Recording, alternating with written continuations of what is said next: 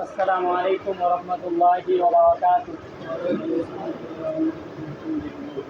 إن الحمد لله نحمده ونستعينه ونستغفره ونؤمن به ونتوكل عليه ونعوذ بالله من شرور أنفسنا ومن سيئات أعمالنا.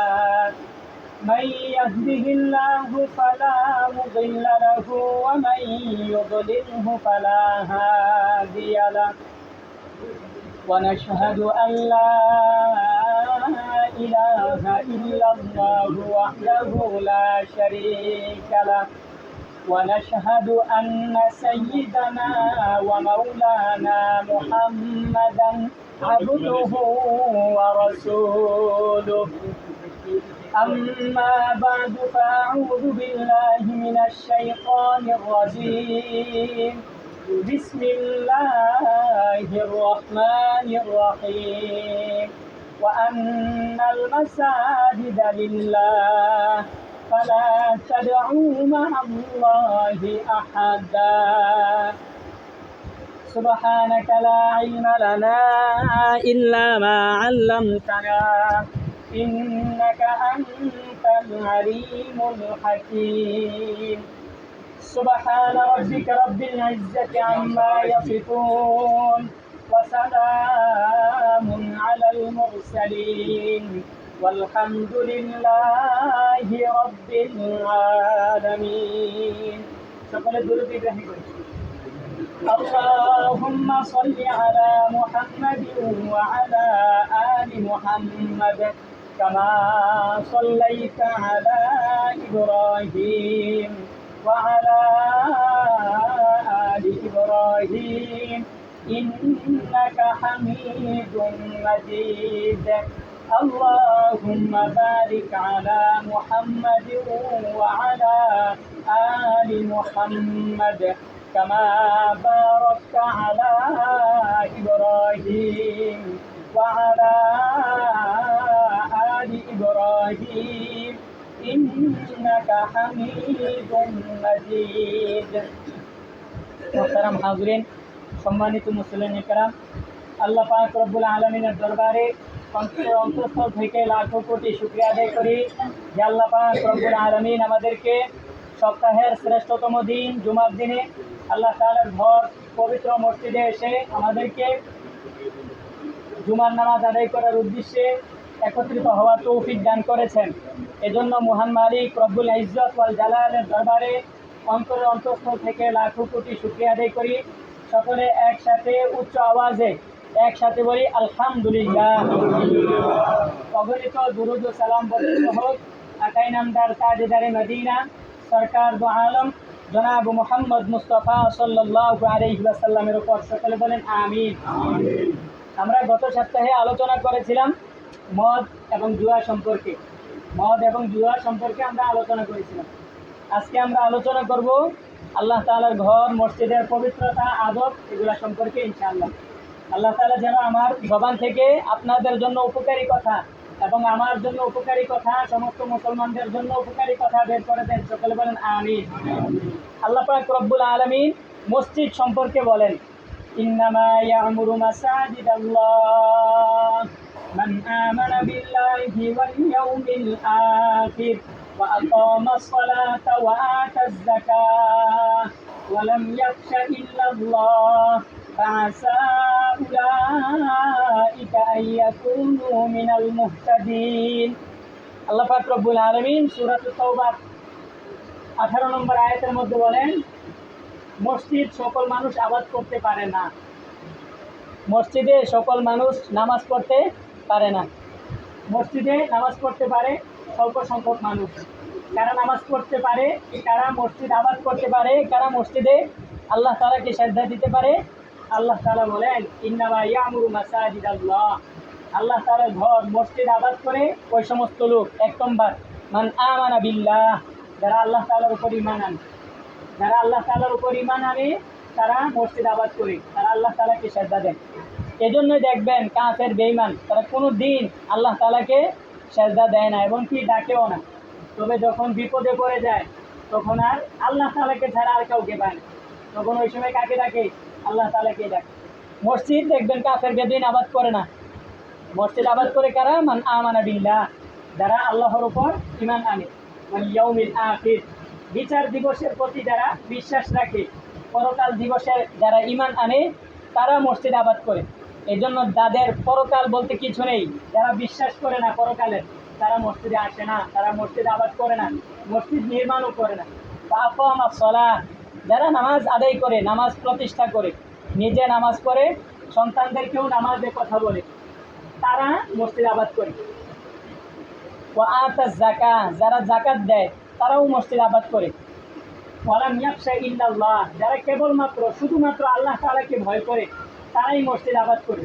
এই জন্য দেখবেন তাদের ভিতরে আল্লাহ তাআলার ভয় নাই, তারা মসজিদে আসে না, তারা ফজরও পড়ে না, জোহরও পড়ে না, আসরও পড়ে না, মাগরিবও পড়ে না, কিন্তু আল্লাহ তাআলার ভয় যদি থাকে তাহলে সে মসজিদ আবাদ করে। আল্লাহ তাআলা এই মানুষগুলোর ব্যাপারে বলেন, যারা আল্লাহ তাআলার উপর ঈমান আনে, যারা পরকালের উপর ঈমান আনে, পরকালে বিশ্বাস করে, যারা নামাজ প্রতিষ্ঠা করে, সন্তানদেরকে নামাজের আদেশ দেয়, যারা যাকাত দেয়, একমাত্র ভয় পায় আল্লাহ তাআলাকেই। আল্লাহ তাআলা বলেন বাসা উলাইকা আইয়াকুনু মিনাল মুহতাদিন, নিশ্চিত তারা হেদায়েত প্রাপ্তদের অন্তর্ভুক্ত। সুবহানাল্লাহ পড়েন। এজন্য মসজিদ যারা আবাদ করে, আল্লাহ তাআলার প্রতি বিশ্বাস করে, পরকাল দিবসের প্রতি বিশ্বাস করে, নামাজ কায়েম করে, যাকাত দেয়, আল্লাহ তাআলাকে ভয় করে, তারা হেদায়েতের উপর আছে। এজন্য আপনার দ্বারাতে যদি নামাজ হয় তাহলে আপনি বুঝবেন আপনি হেদায়েতের উপরে আছেন। আপনি যদি যাকাত দেন তাহলে আপনি বুঝতে পারবেন আপনি হেদায়েতের উপরে আছেন। আপনি যদি আল্লাহ তাআলাকে ভয় করেন, অন্য কাউকে ভয় না করেন, তাহলে আপনি বুঝবেন আপনি হেদায়েতের উপরে আছেন।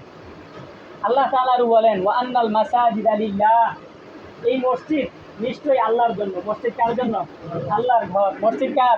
আল্লাহ তাআলার ঘর। মসজিদ আল্লাহ তাআলার ঘর মানে কি এই ঘরের মধ্যে আল্লাহ তাআলা বসবাস করেন? আল্লাহ তাআলা বসবাস করেন না, বরং সম্মানার্থে আল্লাহ তাআলার দিকে নিসবত করে বলা হয় মসজিদ কার ঘর? আল্লাহ তাআলার ঘর। ওয়া আন্নাল মাসাজিদা লিল্লাহ, মসজিদ সমূহ আল্লাহ তাআলার। ফালা তাদউ মা'আল্লাহি আহাদা, এই মসজিদে তোমরা আল্লাহ তাআলার সাথে কাউকে শিরিক করিও না। ফালা তাদউ মা'আল্লাহি আহাদা, আল্লাহ তাআলার সাথে কাউকে আর ডাকিও না। শুধু আমরা ডাকবো কাকে? আল্লাহ তাআলাকে, এর সাথে কাউকে অংশীদার আমরা করে ডাকবো না। এই হচ্ছে আয়াতের শাব্দিক তরজমা। রাসূলুল্লাহ সাল্লাল্লাহু আলাইহি ওয়াসাল্লামের ভাষায় মসজিদ, রাসূলুল্লাহ সাল্লাল্লাহু আলাইহি ওয়াসাল্লাম বলেন আহাব্বুল বিলাদি ইলাল্লাহি মাসাজিদুহা ওয়া আবগাদুল বিলাদি ইলাল্লাহি আসওয়াকুহা, পৃথিবীর মধ্যে যত জায়গা আছে তার মধ্য থেকে সবচেয়ে উত্তম পবিত্রতম স্থান, সবচেয়ে উত্তম জায়গা আল্লাহ তাআলার ঘর মসজিদ। সুবহানাল্লাহ পড়েন। আর রাসূলুল্লাহ সাল্লাল্লাহু আলাইহি ওয়াসাল্লাম বলেন ওয়া আবগাদুল বিলাদি ইলাল্লাহি আসওয়াকুহা, পৃথিবীর মধ্যে যত নিকৃষ্টতম জায়গা আছে এর মধ্য থেকে সবচেয়ে নিকৃষ্টতম জায়গার নাম হচ্ছে বাজার। সবচেয়ে নিকৃষ্টতম জায়গার নাম কি? বাজার। এবার আমি আর আপনি খেয়াল করেন, আমি আর আপনি যদি আমার সময় যায় মসজিদে তাহলে আমি উত্তম মানুষ, আল্লাহ তাআলার প্রিয় মানুষ। কিন্তু আমার সময় যদি মসজিদে না গিয়ে আমার সময় যায় বাজারে, আমার সময় বেশিরভাগ থাকে বাজারে, আমি বেশিরভাগ সময় বাজারেই থাকি, আল্লাহ তাআলার ঘর মসজিদে আসি না, তাহলে আমি আল্লাহ তাআলার ঘৃণিত বান্দা। এজন্য আমাদেরকে আল্লাহ তাআলার প্রিয় বান্দা হতে হলে, পছন্দের বান্দা হতে হলে আল্লাহ তাআলার পছন্দনীয় জায়গা মসজিদের মধ্যেই আসতে হবে। আল্লাহ তাআলা আমাদেরকে তৌফিক দান করেন, সকলে বলেন আমিন। এইগুলো মসজিদের সম্পর্কে আয়াত আর হাদিস। রাসূলুল্লাহ সাল্লাল্লাহু আলাইহি ওয়াসাল্লাম আরো বলেন মান বানা লিল্লাহি মাসজিদা, মান বানা লিল্লাহি মাসজিদা বানাল্লাহু লাহু বাইতান ফিল জান্নাহ, যে ব্যক্তি আল্লাহ তাআলাকে সন্তুষ্ট করার উদ্দেশ্যে মসজিদ নির্মাণ করে, আল্লাহ তাআলা তার জন্য জান্নাতে একটি ঘর নির্মাণ করে দেন। সুবহানাল্লাহ পড়েন। বানাইছেন দুনিয়াতে মসজিদ, কিন্তু আল্লাহ তাআলা আপনার জন্য জান্নাতে মসজিদ বানায় দিবেন। সুবহানাল্লাহ পড়েন। এজন্য দুনিয়াতে আপনি মসজিদ বানাবেন, দুনিয়াতে আপনার টাকা মসজিদে লাগবে, এটার বদলা আপনি অবশ্যই আখিরাতে পাবেন। একটা মসজিদ বানালে এটা হোক ছোট পাখির বাসার মতো মসজিদ বানাইছেন, আল্লাহ তাআলা আপনার জন্য জান্নাতে ঘর বানাবে। সুবহানাল্লাহ পড়েন। এটার ফজিলত অনেক বেশি। এজন্য রাসূলুল্লাহ সাল্লাল্লাহু আলাইহি ওয়াসাল্লাম হাদিসে মুবারকের মধ্যে বলেন মানুষ মরে যায়, তার সাথে তার ধন সম্পদ যায় না, তার সাথে তার ধন সম্পদ কোনো কিছু যায় না। তবে তিনটা জিনিস সৎকার জারিয়া হিসেবে থেকে যায়, সৎকার জারিয়া হিসেবে তার আমল নামায় যেতে থাকি।